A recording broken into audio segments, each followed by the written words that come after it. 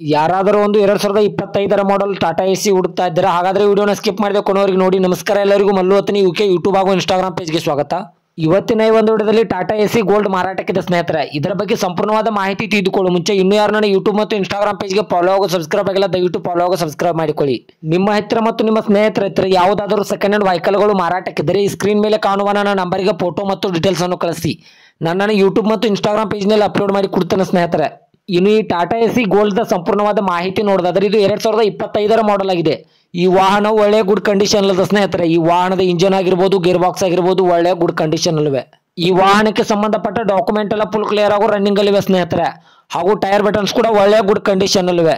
ಇನ್ನು ಈ ವಾಹನದ ಲೊಕೇಶನ್ ನೋಡಿದ್ರೆ ಚಿಕ್ಕಪಡ್ಸಲಿಗೆ ಲೊಕೇಶನ್ಗಾದ್ರೆ ಟಾಟಾ ಎಸಿ ನೋಡೋದಕ್ಕೆ ಸಿಗುತ್ತದೆ ಸ್ನೇಹಿತರೆ.